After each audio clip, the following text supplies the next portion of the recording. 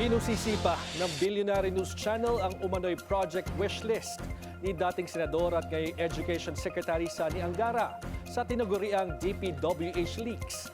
Isa sa mga napansin ng isang multipurpose building na parehas pinondohan ng milyon-milyong piso sa magkaibang mga taon. Ang detalye sa exclusive Politico Update ni Hannity. Umexit man sa Senado, tila may mga pabaon umano para kay dating Senador Sani Angara. Ayon kasi sa source ng Billionaire News Channel, bago raw siya naging Deputy Secretary noong July 2024, nagpa-allocate pa raw ito sa proposed budget para sa 2025. Ilan umano rito ang lumalabas ngayon sa DPWH leaks file na nakalap ng BNC, kung saan 105 projects ang nakalistang si Angara umano ang proponent pagdating pa lang sa National Expenditure Program o NEP. 92 sa 105 na ito, mga proyekto sa Aurora, ang kilalang balwarte ng mga Angara.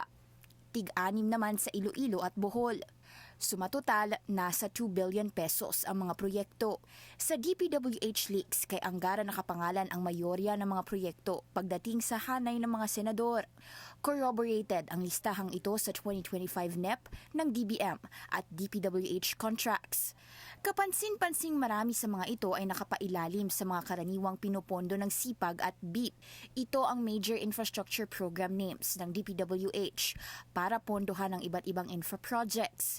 Ang BIP at SIPAG ang una ng finlag ni Senate President Pro Tempore Panfilo Lacson na tila nagkanda lobo-lobo ang budget sa mga nakaraang taon at nagduduplicate kahit pare-pareho naman daw ang layunin ng mga proyekto nito. Nagdo-double appropriations tayo under different programs, but yung mga projects pareho rin, no? Different programs but same projects. Sa aming pagsusuri sa DPWH leaks, karamihan ay mga konstruksyon ng multipurpose building sa Aurora at pagsasagawa ng mga kalsada roon. Pero tila walang station number sa mga ito. Lumitaw sa aming pagsisiyasat ang isang proyektong may kapareho ng pangalan noon pang 2022. 2022 na magkaroon ng construction ng isang multipurpose building na ito sa Luwal sa Kasiguran, Aurora na nasa 5.2 million pesos. Pero ganun din ang pangalan ng 4.8 million worth of project na ito para sa 2025. Sinisika pa namin makakuha ng paglilinaw mula sa mga opisyal ng Luwal tungkol dito.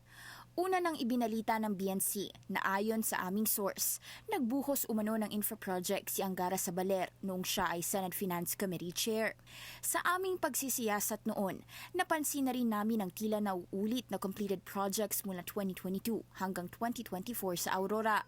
Lumitaw ang pangalan ni DepEd Secretary Angara sa flood control mess dahil sa di umano'y deliveries ng 12% kickback ng projects na para raw sa kanya.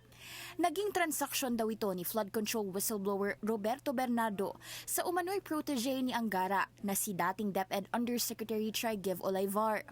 Angara 5 noon kung tawagin ng aming source ang 5 naiuugnay kay Angara pagdating sa insertions sa national budget na nooy mga bata umano ni late Senator Edgardo Angara sa Senado, ang ama ni Secretary Sani. Kabilang doon si Olivar. Sinubukan namin kunin ang pahayag ni Angara tungkol dito nang i-ere namin ang Angara 5 story. Pero hindi siya tumugon sa amin at sa halip nag-tweet na wag daw idamay ang patay na dahil hindi naman ito makakasagot. Nananatiling bukas ang BNC sa panig ni Angara. Hannah T., Billionaire News Channel.